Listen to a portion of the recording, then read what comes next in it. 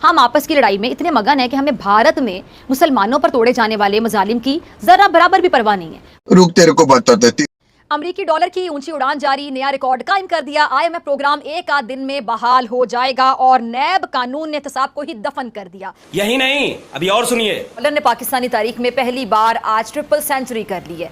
हैरान हूं, दिल को रूंगे पीटू में जिगर को। शायद ज्यादा जो खतरनाक बात है वो यहाँ पर ये है कि अब भी रुपए के खिलाफ ये धुआंधार इनिंग खत्म होने के कोई आसार नहीं है। मैंने अभी गूगल पे चेक किया है, 83 डॉलर का रेट आ रहा है इंडिया में, 83 रुपए, 83 रुपीज़। अभी पता नहीं सेलिंग का रेट था कि बाइंग का रेट था, ये मुझे नहीं अंदाज़ा, क्योंकि मैं इस कामों में ज़रा इतना जो है ना वो एक्सपर्ट नहीं हूँ। और पाकिस्तान का मैंने गूगल करके डॉलर का रेट चेक किया, 278 रुपए। अब आते हैं बिजली के झटकों की तरफ। पाकिस्तानी ऐसे चक्कर में फंस गए हैं कि बिजली कम इस्तेमाल करें तो भी नुकसान, यानी बिजली ना जलाकर भी खून आपको ही जलाना पड़ेगा। अब आम 100 प्याज भी खाएं और 100 जूते भी। और सुने, पिछले माह बिजली 26% महंगी करने के बाद अब से हमारी जो एडजस्टमेंट का दौर है वो शुरू हुआ है, जिसमें निर्ख मजीद 5.5 रुपए फी यूनिट बढ़ाए जाने हैं। और पावर डिवीजन को रहमाया के अवाम का तो फिर बुरकस ही निकल जाएगा। गजब बेइज्जती है। जय हिंद दोस्तों, जय श्री राम। चार दीवारी के अंदर बैठकर पाकिस्तानी मीडिया भारत के खिलाफ जहर उगलने वालों को यह तमाचा है। पाकिस्तानी जो यूट्यूबर या पत्रकार जो वर्ल्ड कप कवर करने भारत आए हैं वो आज असलियत दिखा रहे हैं भारत की, भाई एक्चुअल में इंडिया है क्या। पाकिस्तानी पत्रकार जो कि डॉलर एक्सचेंज करने जाता है तो पाकिस्तान के पत्रकार यानी कि जो अंदर मीडिया बैठी है फीजा खलीफा जैसे, उनको किस तरह से जलील करके एक तरह से दिखा रहा है। और पाकिस्तानी जो गवर्नमेंट है उसको ये उनके मुंह पर तमाचा है। वीडियो देखे आप लोग क्या जय जवाहर जय श्री राम। आप चैनल को थैंक्स को भी कर सकते हैं। वीडियो शुरू करते हैं। मुल्क दिवालिया होने के खदशात फिर सर उठा रहे हैं और पाकिस्तानी रुपए पर तो जैसे जुमेरात का दिन कहने के भारी पड़ने लगा है। आज डॉलर 19 रुपए महंगा होकर 286 तक आया है, तो जैसे हाथों के तोते हो। अब यहाँ 83 रुपए का डॉलर गूगल पे आ रहा है। अब मुझे मिलता कितने में है ये मैं अभी देख रहा हूँ। टाइम बड़ा शॉर्ट है मेरे पास और मैं किसी फॉरेन एक्सचेंज की शॉप पे जाके तो एक्सचेंज करवाना चाह रहा हूँ फटाफट। 278 और 83 का रेट आ रहा है इस वक्त पाकिस्तान के। 278 और इंडिया में 83 रुपये 83। तो दोस्तों ये मेरे पास $500 हैं, ठीक है, और मैं ये चेंज कराने के लिए आया हूँ क्योंकि मुझे फटाफट एयरपोर्ट की तरफ भागना है और उस्मान साहब की मेरी फ्लाइट है कोलकाता के लिए। तो अब हम आए हैं यहाँ पर डॉलर चेंज कराने के लिए।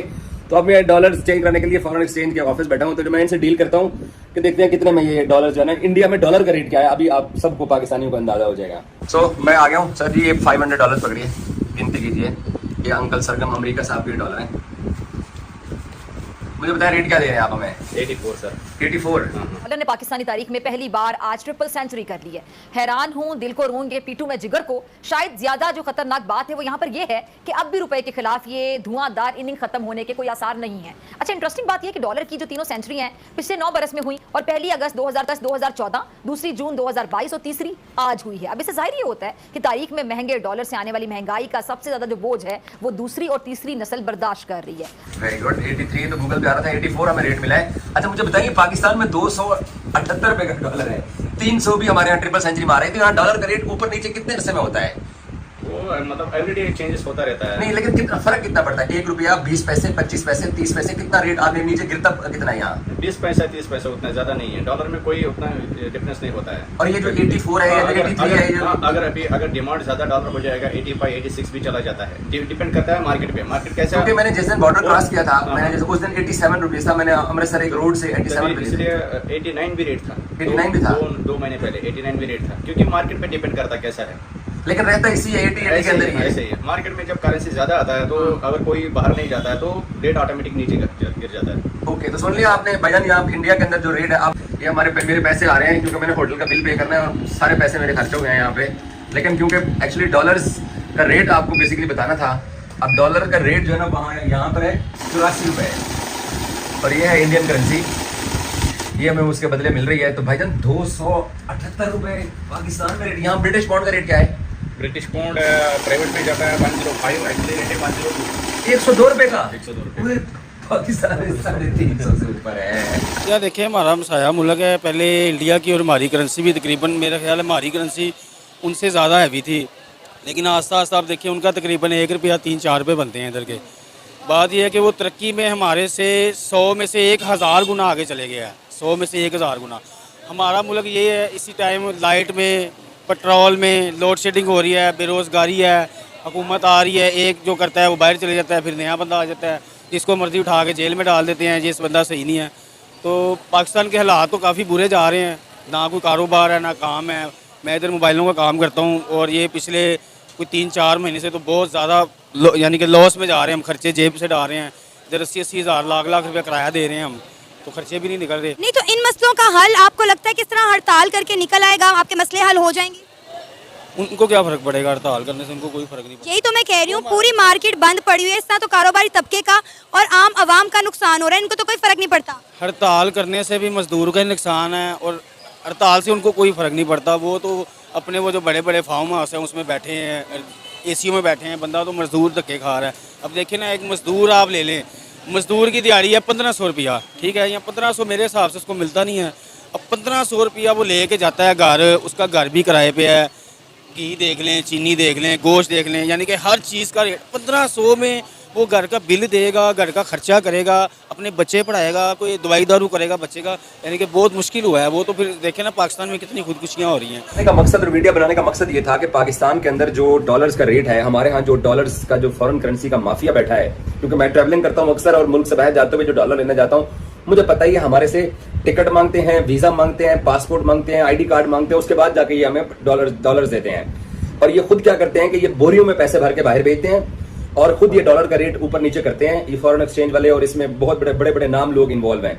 और उससे क्या होता है कि मुल्क की इकोनॉमी का ये नुकसान करते हैं। हाँ जी भाई, बेंगलोर में आपने चेक कर लिया रेट, वो सामने चर्च स्ट्रीट है और रेट मिला है 84 रुपये। तो 84 रुपये का जो रेट है भाई, उससे आपको आइडिया तो हो गया होगा कि करेंसी हमारे यहाँ, मुझे फिर मेरा दिल चाह रहा है गुस्से में बोलने का उन लोगों का कि जो फॉरेन एक्सचेंज का माफिया है। इमरान खान के ज़माने में डॉलर को लॉक लगा हुआ था, उन्होंने लॉक लगा के रखा हुआ था, ठीक है। बाद लोग कहते हैं कि जी वो गैर ज़रूरी लॉक था, अननेसेसरी। तो दोस्तों आप लोगों ने देखा BBN स्पोर्ट जो कि वर्ल्ड कप कवर करने अभी भी आए हुए हैं। दूसरे पत्रकार थे जो सबर अली थे, वो भी पाकिस्तान जा चुके हैं। जो उन्होंने देखिए पाकिस्तान जाकर और भारत के अंदर भी रहकर और अभी भी फिलहाल भी जो बता रहे हैं ना, जो भारत की तस्वीर है, जो भारत दिल को छू जाता है। 1-2 मैच से जब उनकी मेरे ख्याल में एक स्पिनर थे, अश्विन पता नहीं कौन थे, तो उन्होंने ऐसे रन आउट कर दिया था। एक श्रीलंकन प्लेयर थे मेरे ख्याल में, तो ऐसे रन आउट नहीं, ऐसे बॉलिंग एक्शन कर रहे थे ना, उस समय रोहित शर्मा ने नॉट आउट ले लिया था। मेरे ख्याल में हार्दिक पांड्या होंगे वो बॉलर। तो ये होते हैं भारत की क्रिकेट स्पोर्ट्सशिप। और जो ये सपोले है ना, देखिए पाकिस्तान अगर सांप है तो इसका बेटा सपोला बांग्लादेश है। उसने जो कल श्रीलंका के साथ किया है वो वाकई में क्रिकेट जगत में देखिए रूल के अकॉर्डिंग था, बिल्कुल था। बट कुछ स्पोर्ट्सशिप मैन भी होती है, कुछ भाई दोस्ती भी होती है। ऐसा नहीं होता कि हर वक्त भाई बिजनेस और पैसा, कुछ ऐसा हर चीज में नहीं होता हो। देखिए कितनी इंसल्ट हुई बाद में, जबकि मैच खत्म हुआ किसी ने उनसे हाथ तक नहीं मिला, क्योंकि वो सपोले हैं। और भाई ये सपोले कभी भी नहीं सुधरने वाले हैं।